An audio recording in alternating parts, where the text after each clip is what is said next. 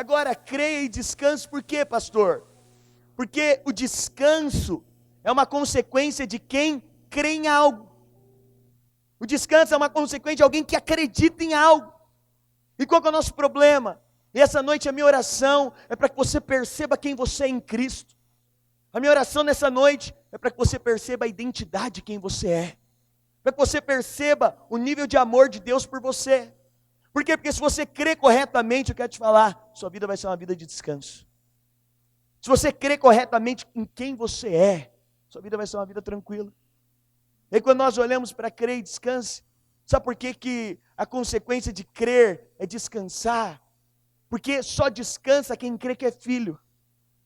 Eu sei que nós estamos insistindo tanto no fato de você crer que você é filho, mas é interessante porque crer que você é filho, e essa semana eu estava meditando, eu sei que enquanto pai, quem é pai e quem é um bom pai, a visão dos seus filhos é que você quer amá-los, é que você quer protegê-los, a visão para os seus filhos é que você tem planos brilhantes para eles, a visão para os seus filhos é que você quer dar o melhor do que você pode, a visão para os seus filhos é que se eles errarem com você, ontem foi o dia das mulheres estarem na chácara, e aí eu fiquei lá na chácara, os homens, a maioria ficou com os filhos, né? Só os irmãos mandando mensagem no grupo assim, no desespero, né? Um dos irmãos mandou, mas será que tinha que fazer isso mesmo com a gente?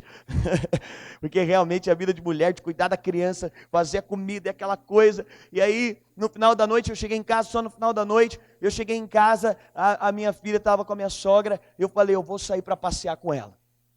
E eu tinha falado para ela, filha, vai sair, você é a princesa, o papai é o príncipe, a gente vai sair, e aquela coisa, e ela, falei para ela várias vezes, né, que de vez em quando, para a gente dar uma saída, e ela, é verdade pai, você é o príncipe, eu a princesa, eu vou colocar uma roupa de princesa para a gente sair, e aquela coisa toda, falei, tá bom. Aí, eu cheguei em casa, falei, filha, vamos tomar banho que você vai sair e tal, ela falou, não quero mais ir. E aí ficou uma situação constrangedora, porque minha sogra ficou constrangida também, porque a menina estava, pai querendo sair com ela, eu até falei para minha sogra, mas queria ir eu e ela, e aí ela não queria mais ir, ela falou, não quero mais ir, eu fui encher a banheira, ela falou, não quero tomar banho, eu quero assistir o desenho. Eu falei, filha, mas o papai está te chamando para sair, você quer assistir o desenho, filha? Não, pai, eu quero assistir o desenho, não quero ir.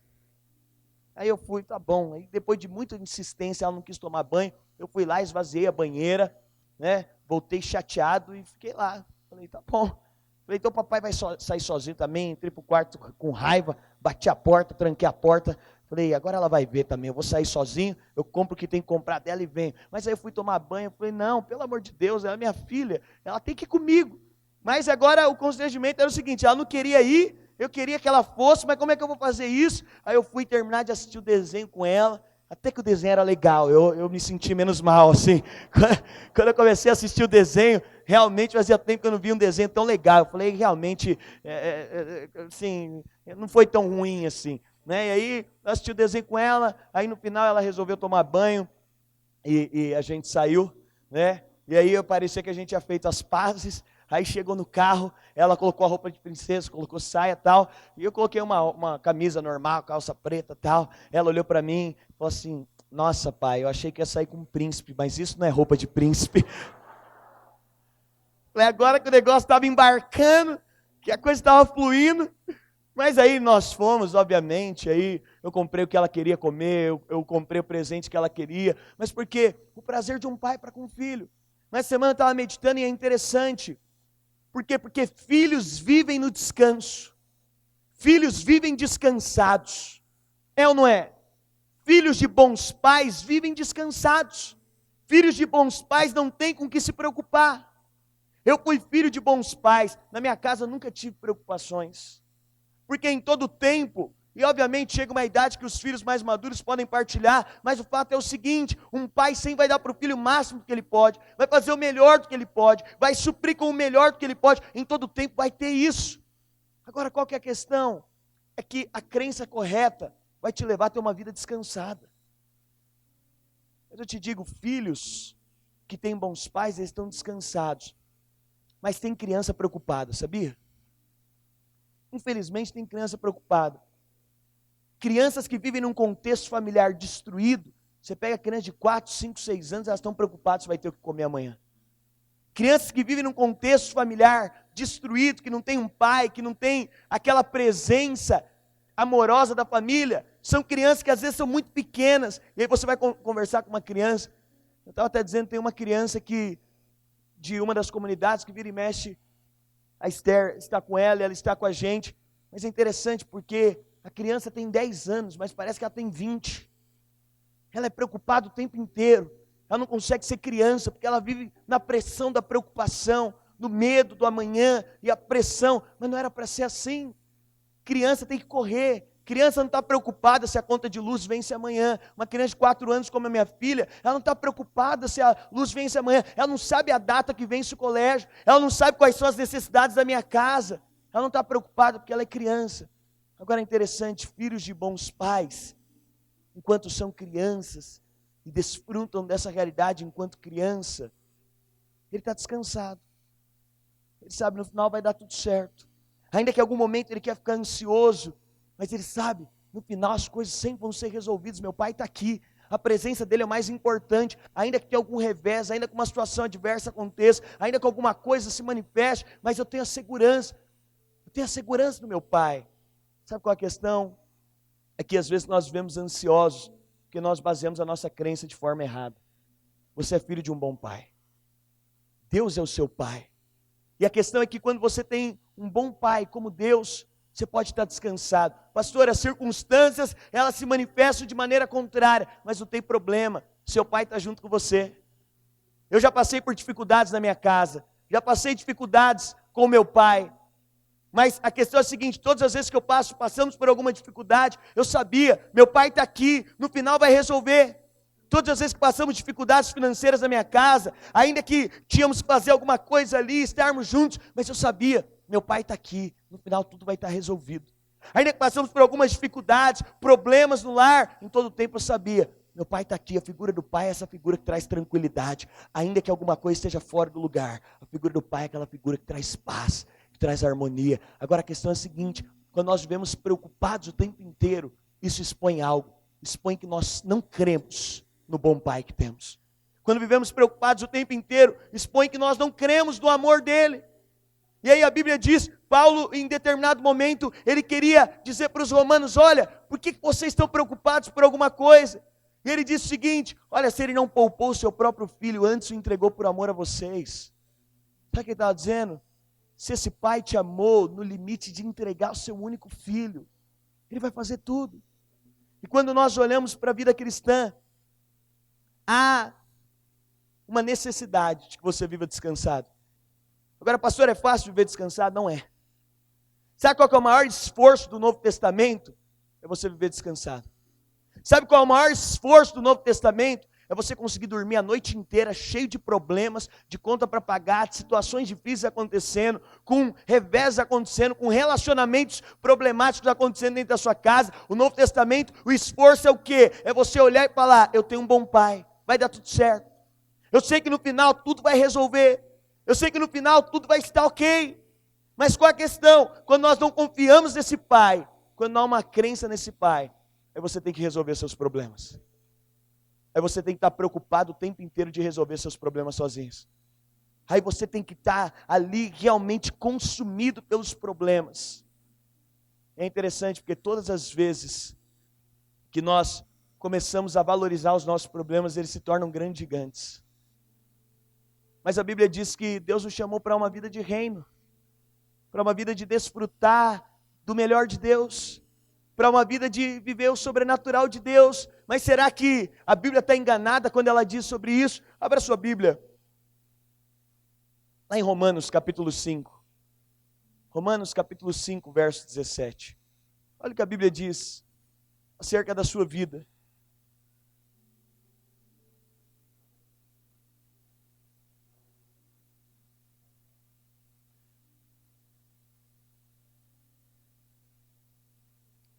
Romanos capítulo 5, verso 17. Olha o que a Bíblia diz, porque se pela ofensa de um só, a morte reinou por esse, muito mais os que recebem a abundância da graça e o dom da justiça, reinarão em vida por um só, Jesus Cristo. Repita comigo e diga, porque Se pela ofensa de um só, a morte reinou por esse, muito mais os que recebem a abundância da graça e o dom da justiça, diga, reinarão em vida por um só, Jesus Cristo.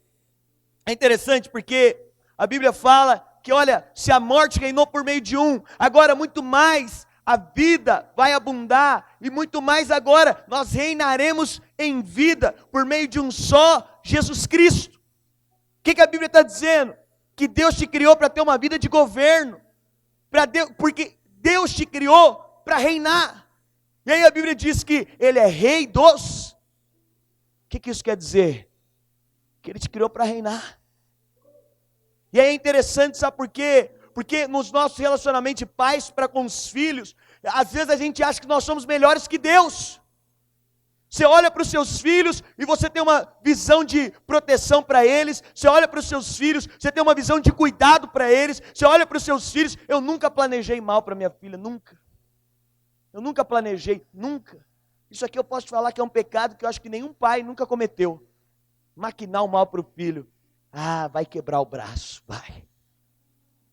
Ah, quando crescer, um bom pai não planeja o mal para os filhos. Ah, quando crescer, olha, minha filha, tomara que ela encontre assim, umas 10 pessoas no caminho dela que não vai dar certo com ninguém, vão destruir os sentimentos dela, vão acabar com a vida dela, ela não vai ter dinheiro para pagar aluguel, a vida dela vai ser uma desgraça, olha, ela vai comer do pior, vai ter que pegar emprestado o tempo inteiro, na família inteira, ela vai ser que vai ficar pegando emprestado de todo mundo que ela não vai ter. Algum pai maquina isso? Não. Mas é interessante que às vezes a gente acha que é melhor que Deus. O que você acha que esses são os planos de Deus para você? Sabe por quê? Porque aí nós vivemos ansiosos, por quê? Porque agora nós vivemos com medo daquilo que vai acontecer, porque de alguma forma a sua crença está dizendo, não tem ninguém cuidando de mim, não tem ninguém se importando comigo, e aí a questão é a seguinte, eu dou o melhor que eu posso dar para minha filha. Quero te falar, sabe quais são os planos de Deus para você? É de te dar o melhor que Ele pode dar. O desejo de Deus é dar o melhor para você. E é interessante que a Bíblia diz, olha, se por meio de um que foi Adão, entrou a morte do mundo, muito mais agora, o dom da justiça, eles receberão agora o reino em vida, eles reinarão em vida. Pastor, o que é reinar em vida? É desfrutar de uma vida de abundância. Reinar em vida é desfrutar de uma vida abundante em tudo aquilo que você faz. Reinar em vida, e é incoerente, eu sei que alguns irmãos têm medo disso, né? Eu já conversei com alguns pais, e eu acho isso muito esquisito, pai rico que trata os filhos como se fosse pobre. Eu já conheci algumas famílias que os pais eram muito prósperos, mas eles falam, não, aqui eu conquistei tudo isso sozinho, se quiser eu não dou nada, vai ter que conquistar a própria casa, vai ter que dar um jeito de fazer tudo. Tem alguns pais que pensam assim, na minha ótica isso é muito esquisito.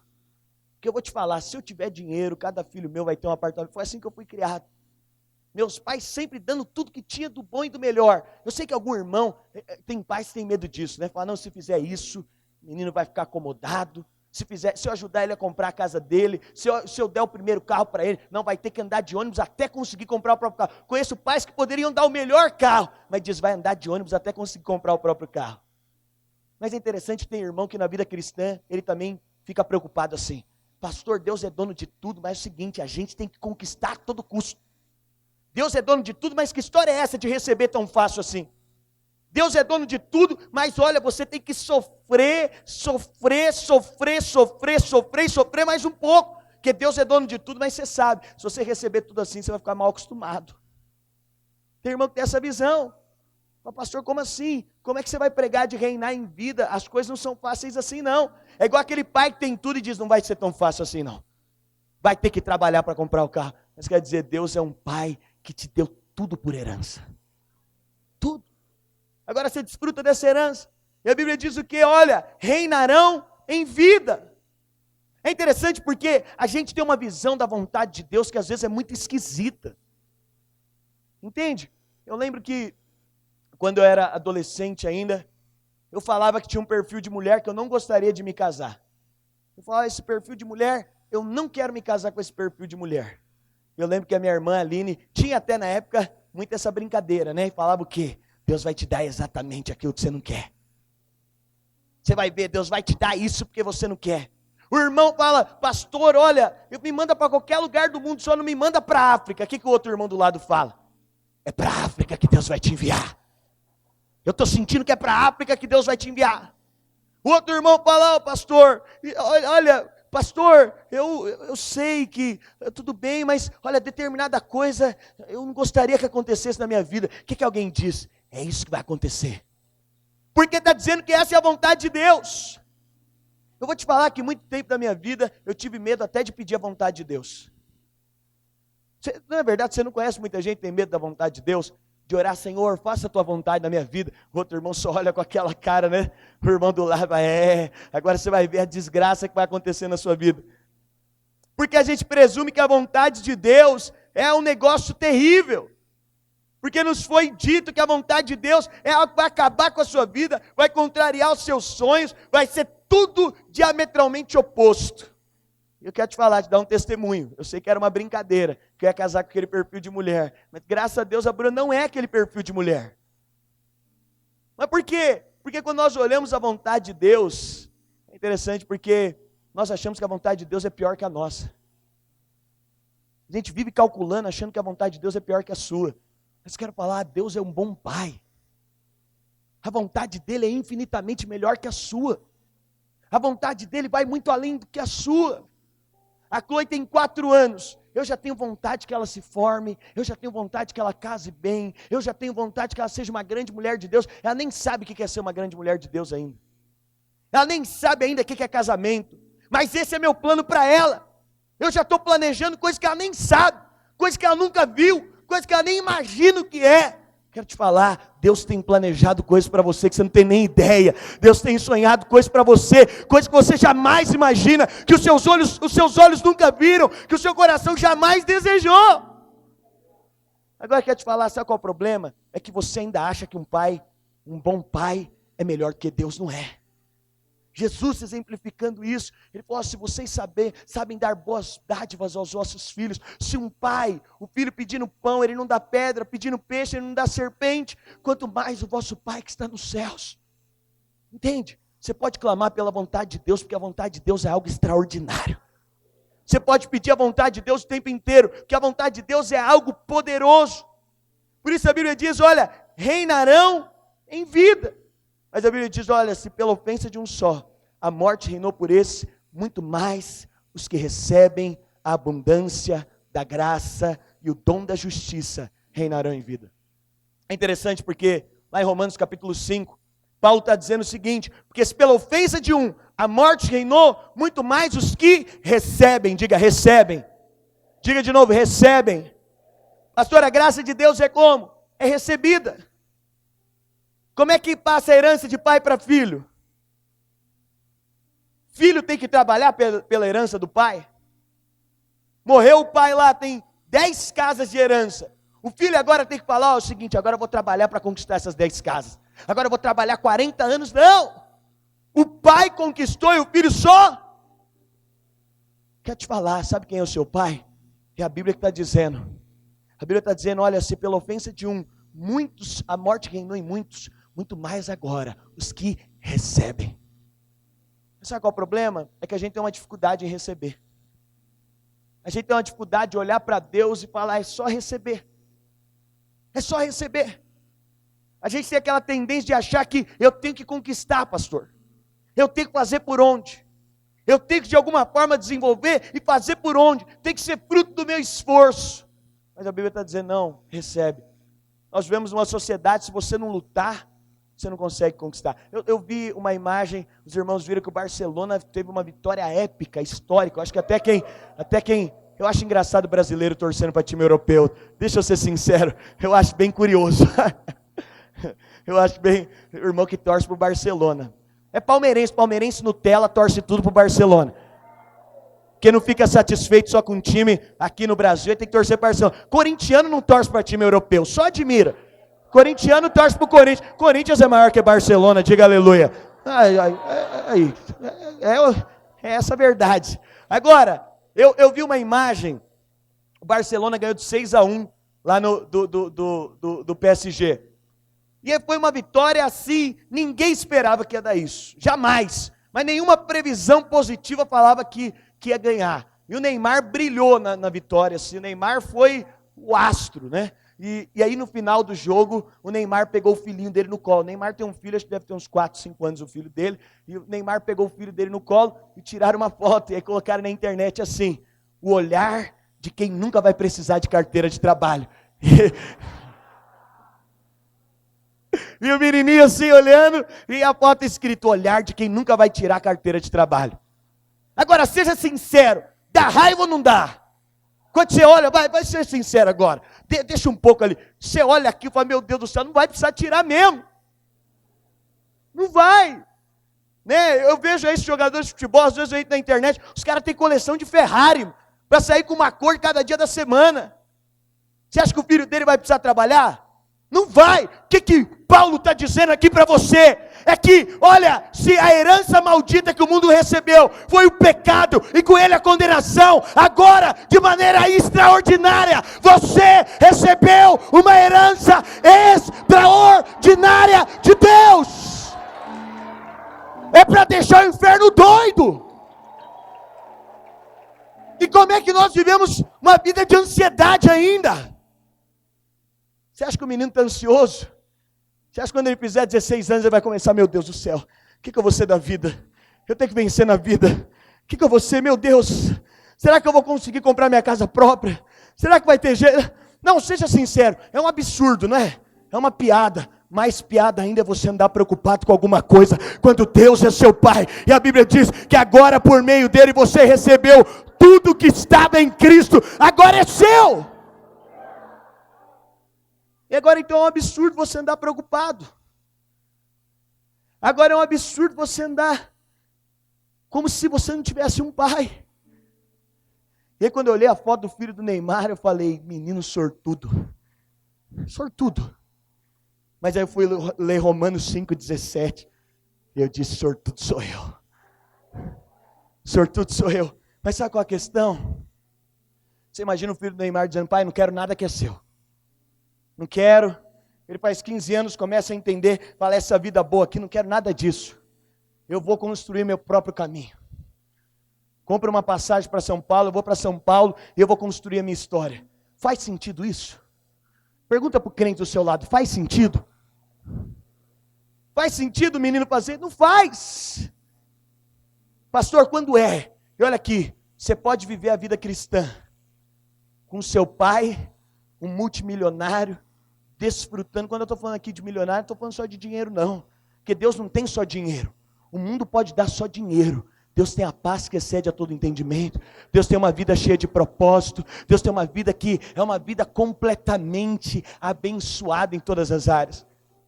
Agora o menino pode escolher sair, fazer pelo mérito dele. Mas eu te pergunto, por mais que esse menino trabalhe, Neymar nasceu em 200 milhões. Por mais que esse menino trabalhe, quero te falar, a probabilidade que ele tem de ter o que o pai tinha é quase nenhuma. Por mais brilhante que ele seja. Sabe por quê? Porque alguém que chega nesse padrão foi um dom que Deus deu, um favor. Agora quero te dizer, quando você anda preocupado, ansioso, quando você decai da graça de Deus, quando você acha que é pelo seu esforço próprio, sabe o que você está falando? Você está rejeitando toda herança para querer construir na sua justiça própria algo que você pode fazer. Mas aquilo que você pode construir nunca vai chegar perto da fortuna que Deus te entregou na cruz, Cristo crucificado, e agora você foi feito a justiça de Deus em Cristo. É esse desfrutar. Eu te falo, tem como não ter uma vida em outro caminho que não seja o descanso? Tem como ter uma outra vida, se não for a vida do berço esplêndido? Tem como ter uma outra vida, se não for uma vida de tranquilidade? E quando nós olhamos para isso, então, nós estamos falando tanto de confissão, mas você só confessa com base naquilo que você crê. É interessante, porque filhos que sabem que tem tudo do pai, eles fazem confissões ousadas. Eu vou te falar uma coisa aqui, filho de rico é ousado. É ousado. Ele chega no lugar, ele quer as coisas, é ousado. Eu cresci com uma família, nós crescemos, a Esther lembra.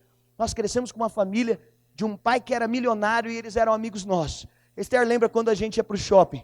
Eles tinham o carro que eles queriam. Isso a gente devia ter uns 10 anos de idade. Eles escolhiam o carro que queria. O pai mandava blindar o carro e andava com segurança particular. E quando a gente ia para o shopping, ia todo mundo junto.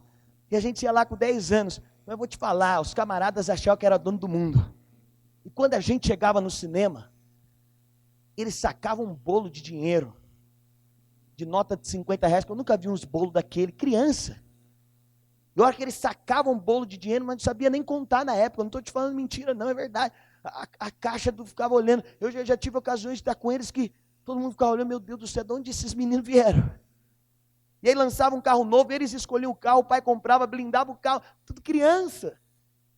Agora é interessante, havia um nível de autoridade nele, chegava nos lugares e sabiam, lançou PlayStation 2, 3, sei lá qual, vai ter tudo. Por quê? Porque desfruta da confiança do pai. Agora eu sei que você tem medo disso, né? Você tem medo disso, de virar um riquinho desequilibrado. Quando a gente prega a graça, eu sinto que alguns irmãos têm medo. Pastor, nós vamos virar um bando de riquinho desequilibrado agora. Que entra no shopping com o dinheiro no bolso e fala, agora tudo é meu, porque meu pai é o cara. Não, não vai produzir não. Sabe por quê? Porque justamente com essa mensagem, quando um filho descobre que a casa é dele, quando o filho descobre que é dele, ele vai sair quebrando tudo. Quando o pai fala para ele, essa mansão toda é sua. O que o menino vai fazer agora? Ele vai zelar mais daquilo porque também é dele? Ou ele vai pegar um taco de beisebol e falar, já que é tudo meu, eu vou quebrar tudo? Faz sentido? Alguém quebrar tudo porque descobriu que é dele? Quero te falar, toda herança de Deus é sua. Isso não vai fazer de você um desequilibrado, vai fazer de você alguém que tem mais temor, alguém que vai perceber a grandeza do seu pai e a herança que te foi reservada. Agora você vai cuidar melhor, agora você vai olhar com mais temor, você vai falar, tudo é meu, tudo pertence a mim. Quando nós falamos dessa graça, a Bíblia diz que você vai reinar em vida. Reinar em vida é se você, no lugar que você trabalha, você vai reinar em vida. Lá no seu casamento, você vai reinar em vida. Nas suas finanças, você vai reinar em vida. Você vai reinar. Você vai desfrutar de coisas grandiosas. Agora, pastor, fruto da minha justiça própria, fruto daquilo que eu tenho que fazer, não. Fruto tão somente do fato de você descobrir que você é filho. Agora eu falo, o que pode acontecer com irmãos que descobriram que de fato são filhos? O que pode acontecer com pessoas que descobriram, eu sou filho? Eu posso desfrutar de coisas grandes. Eu sou filho, tenho uma herança grande para mim. Eu sou filho. E aí é isso que Paulo está dizendo.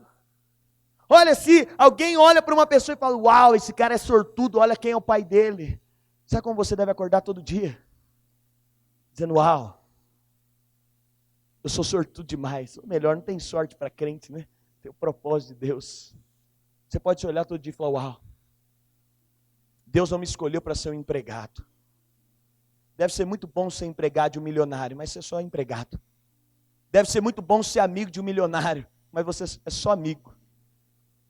E é interessante, porque eu estava falando do Neymar esses dias, eu estava vendo lá que eles ganharam o jogo, aí estava vendo um vídeo dele comemorando com os amigos dele, e esses jogadores de futebol, eles pegam muito amigo pobre da infância e levam para a Europa, né? Só para ficar junto com eles. Deve ser uma bênção, mas eu falei, eu não queria nem ser o amigo, eu não queria ser, não, eu queria ser o filho. Porque quem que vai desfrutar de tudo? O filho. Você é muito mais que amigo de Deus, você foi feito muito mais que amigo. Você foi feito muito mais que um servo de Deus. Você foi feito filho dele. E agora você pode desfrutar. Eu te falo, como não viver uma vida de descanso? Como não viver uma vida reinando em vida?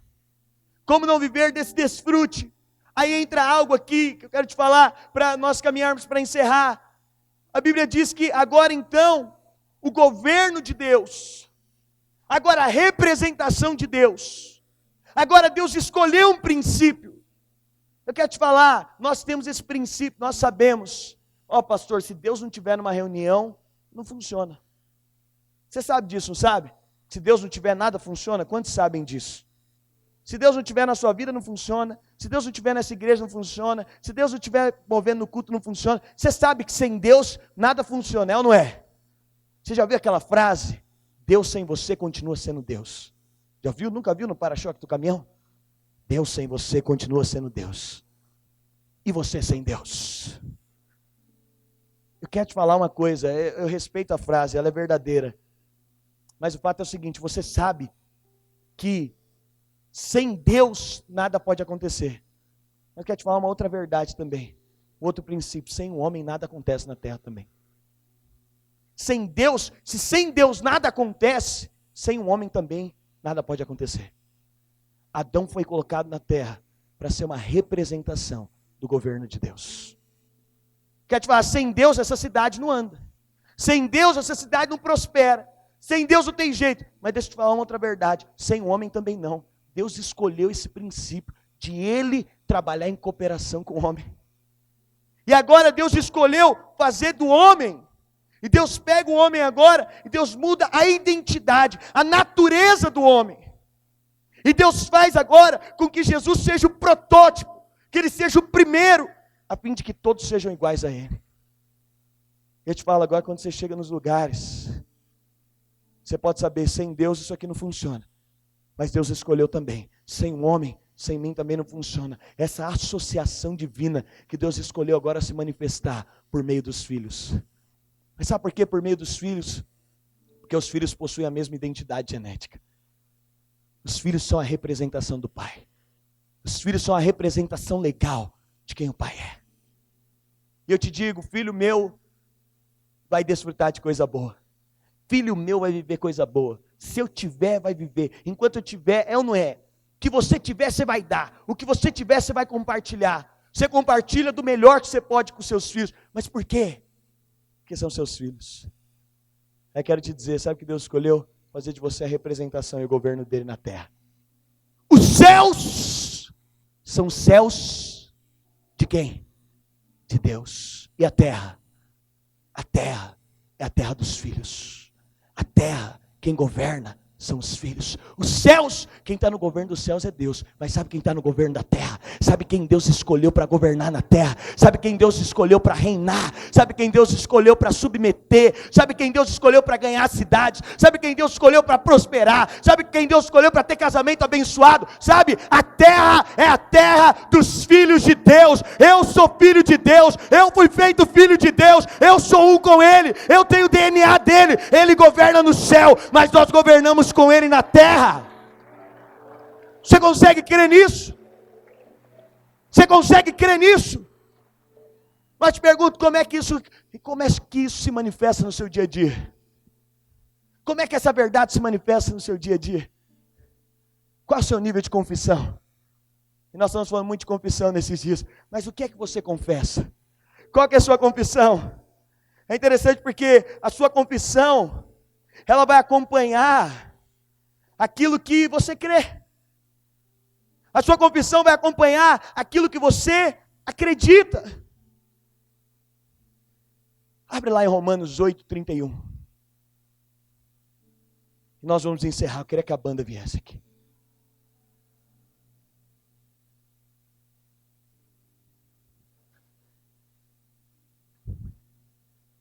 Romanos 8:31.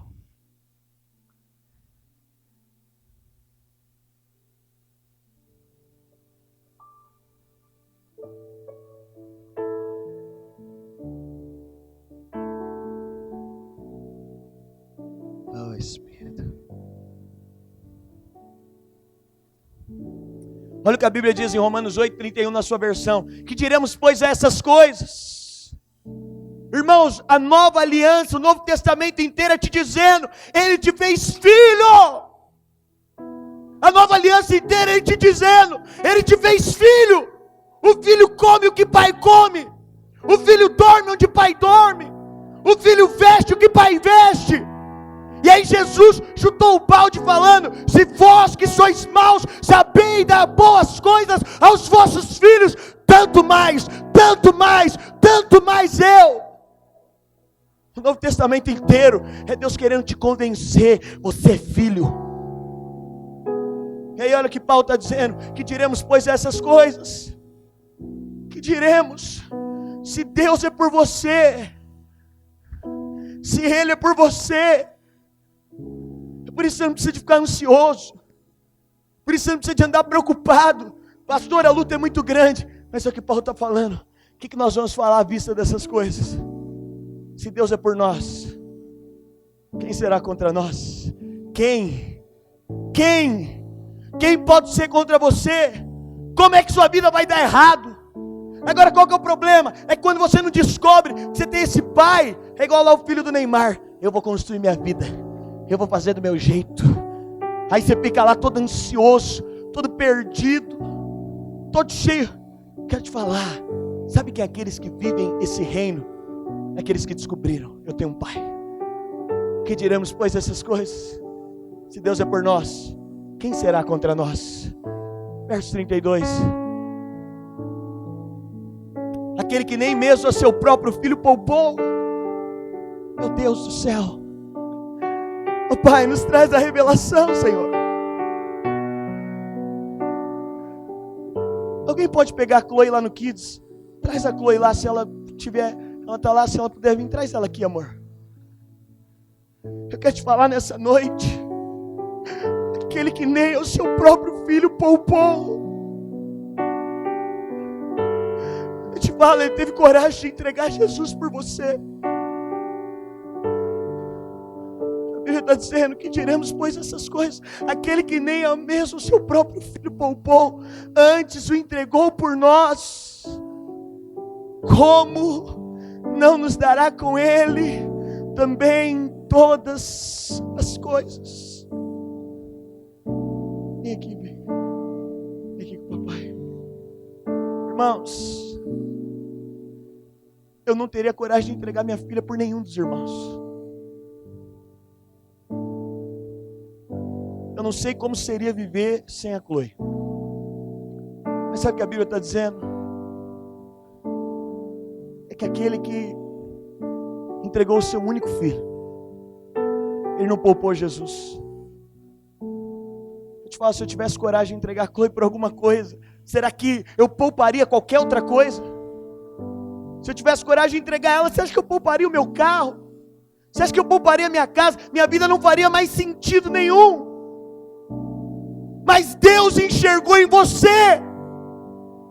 Ele olhou para você, ele viu uma possibilidade de entregar algo. Vem aqui, baby, papai. Olha o que a Bíblia continua dizendo. Quem tentará acusação contra os escolhidos de Deus? É Deus quem o justifica. Quem é que o condena? Pois Cristo quem morreu, ou antes quem ressuscitou dentre os mortos, qual está à direita de Deus, e também intercede por nós. Deixa eu te falar algo. O Pai não só entregou Jesus, agora Jesus não foi só na cruz que Ele intercedeu por você. A Bíblia diz que Ele está à destra do Pai agora, intercedendo por nós. O verso 35, quem nos separará do amor de Cristo? A tribulação. Se o Filho nos aproximou, se o Filho nos trouxe, quem vai nos separar? A tribulação, ou a angústia, ou a perseguição, ou a fome, ou a nudez, ou o perigo, ou a espada. Eu quero te ler esse versículo na versão A Mensagem. Olha o que a versão diz. Então o que acham? Deus está ao seu lado, assumiu a sua condição e se expôs ao pior. Enviou o próprio Filho. Haveria alguma coisa que Ele não faria por nós, de modo espontâneo e feliz? Quem ousaria implicar com os escolhidos de Deus, arrumando briga com eles? Quem ousaria ao menos apontar o dedo, aquele que morreu por nós, e por nós foi ressuscitado para a vida, que está na presença de Deus, nesse exato momento, intercedendo por nós? Quero te falar, é tanto amor, que sabe por que Ele subiu como homem? O único homem que está no céu é Jesus. Sabe por que Ele subiu? Para interceder por você. Eu te falo, se você tivesse um problema, e você soubesse que alguém pode resolver, Esse ano que passou, nós tivemos um problema na prefeitura, algumas coisas de problema, e aí eu fui procurar quem podia interceder por nós. E aí eu encontrei alguém que podia interceder por nós. E sabe o que essa pessoa me falou? Pastor, fique em paz, o problema está resolvido. Sabe como que eu voltei para casa? Você acha que eu fiquei preocupado? Ele falou, pastor, eu te dou 100%. Está resolvido. Eu vou interceder por você, eu vou resolver. Sabe o que a Bíblia diz? Sabe quem está intercedendo por você? Sabe por que você pode estar descansado? Quem está intercedendo por você? Você acha que eu fiquei ligando para esse camarada depois? Falou, deixa eu te falar uma coisa, não consegui dormir noite passada, rapaz. Estou tão preocupado aqui, porque eu te dei, você falou que ia resolver, mas vai saber, né? Eu não sei se você vai conseguir resolver mesmo. Você acha que eu fiquei assim? Não fiquei. Sabe por quê? Eu tinha alguém que intercedia por mim. Deixa eu falar, você tem alguém à destra do Pai que intercede por você. Intercede por você. E sabe que a Bíblia diz que esse guarda de Israel, ele não dorme, ele não cochila. A Bíblia diz que enquanto você está dormindo, ele está intercedendo por você, ele está trabalhando ao seu favor. E aí olha o que essa versão diz: acham que alguém será capaz de levantar uma barreira entre nós e o amor de Cristo por nós? Não há como, nem problemas, nem tempos difíceis, nem ódio, nem fome, nem desamparo, nem ameaças de poderosos, nem punhaladas nas costas, nem mesmo os piores pecados listados na Escritura. Nada disso nos intimida, porque Jesus nos ama. Nada disso nos intimida, sabe por quê? Porque Jesus me ama.